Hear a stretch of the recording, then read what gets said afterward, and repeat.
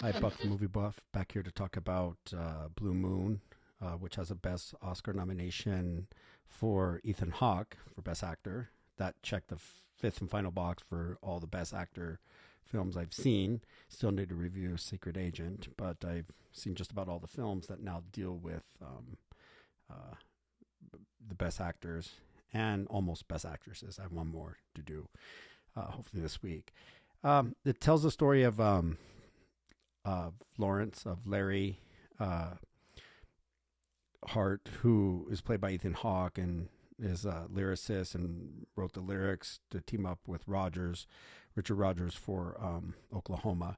It's directed by Richard Linklater. Ethan Hawke and Richard Linklater have been collaborating for a long time. The first film I ever saw from Richard Linklater in the 90s was Dazed and Confused. And it was like one of his first films, if not his first film. And he went on to do Waking Life, School of Rock, and other collaborations with Ethan Hawke. Maybe one of his most popular films is with Jack Black, School of Rock. But, you know, he does some kind of quirky, funny, popular movies, but he'll also do these really artistic movies. And this one was the first of its kind that I've seen where it's set more like a period piece. And Ethan Hawke does most the dialogue. I mean, like 75% of the dialogue, it takes place in one night, pretty much. You know, while referencing or recalling other points in Larry's career as a lyricist on Broadway.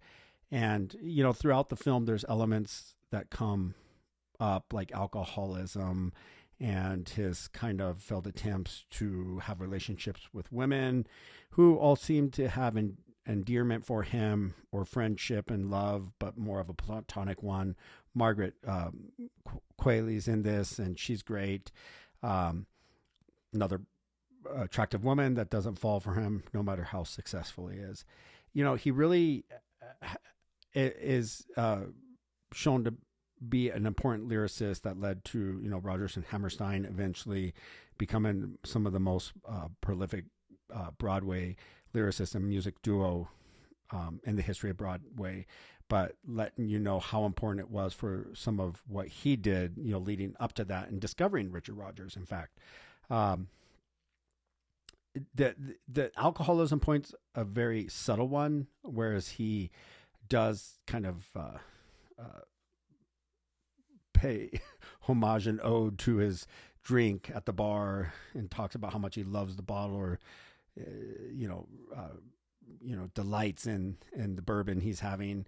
But throughout the film later on, some of his collaborators and colleagues do actually let him know that he's been hospitalized because of alcoholism. He's also been, someone that was unreliable, let them down. And the way the movie ends is kind of how it begins. Spoiler. It kind of shows him in the alley outside, probably that bar, that building where he kind of passes out in an alley, and it's raining right in New York. And apparently he had been found in a drunken stupor, hospitalized, and died 4 days later. This was not uncommon a century ago, or even 80 to 90 years ago. But the program of Alcoholics Anonymous, I Googled this and looked it up. It was like a decade old, pretty much, when he passed, and so resources and maybe exposure to that program was not what it is today and limited. And Larry didn't get the help he might have needed to have found recovery and lived a more fulfilling life.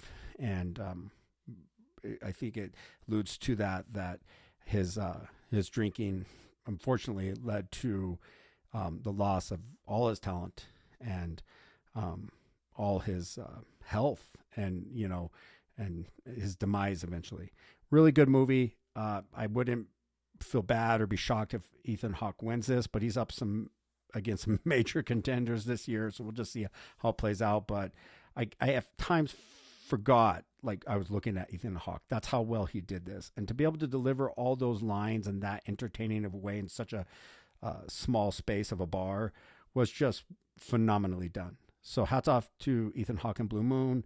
I'll be it one of his best performances, and this year might be the one. And I think Richard Linklater probably wouldn't have made this movie without him, considering all the collaborations they've done, and probably handpicked it for him.